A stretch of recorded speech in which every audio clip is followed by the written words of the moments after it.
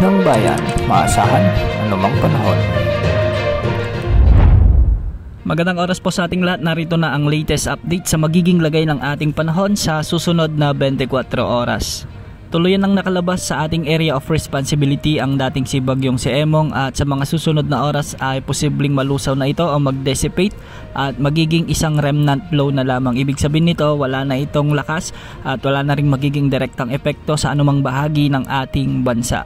Huli itong namataan sa 785 kilometers hilagang silangan ng Itbay at Batanes. Samantala, hinihila pa rin ng bagyo ang habagat na nagdadala pa rin ng mga kalat-kalat na pagulan at pabugso-bugsong pagulan sa Ilocos Sur, La Union, Zambales, Bataan at Occidental Mindoro. Ang mga lugar na ito ay pinapayuhang maging alerto pa rin sa banta ng mga pagbaha at pagguho ng lupa kung may mga umiiral na katamtaman at malalakas na pag-ulan. Samantala, dahil pa rin sa habagat ay magiging maulap naman ang mga papawirin na may mga kalat-kalat na pagulan at thunderstorms sa buong Metro Manila, ang buong Cordillera Administrative Region, Cagayan Valley, ang buong Calabarzon, ang nalalabing bahagi ng Ilocos Region, ang nalalabing bahagi ng Central Luzon, at ang nalalabing bahagi ng Mimaropa. Dahil dito, posible rin ang banta ng mga flash floods o biglaang pagbaha at pagguho ng lupa kung may mga katamtaman at minsan ay malalakas na pag-ulan. Para naman sa nalalabing bahagi ng ating bansa ay magiging bahagyang maulap hanggang sa maulap naman ang mga papawirin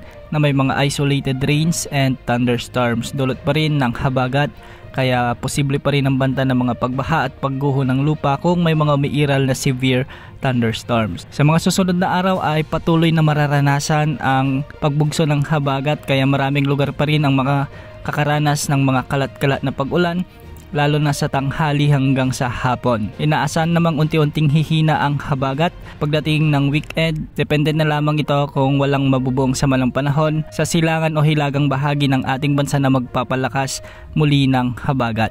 Para naman sa lagay ng mga pag-alon sa ating karagatan, ng mga baybayin ng extreme northern Luzon ay posibleng umabot hanggang 3.2 meters ang mga pag-alon. Sa nalalabing baybayin ng Luzon ay posible ang mga pag-alon hanggang 2.8 meters at sa nalalabing baybayin ng bansa ay posible ang mga pag-alon hanggang 2.1 meters. Wala na tayong minomonitor na anumang sama ng panahon gaya ng LPA o bagyo na nagbabantang pumasok muli sa ating area of responsibility sa susunod na 3 hanggang 5 araw. Kaya makapagpapahinga na rin ang ating kapuluan sa mga bagyo sa loob ng 1 linggo. Bukas asahan pa rin ang mga kalat-kalat na pag-ulan sa Ilocos Region, Zambales, Bataan at Occidental Mindoro dahil pa rin sa umiiral na habagat. Yan munang lagay ng panahon. Ito po ang weather update ng bayan, maaasahan anumang panahon.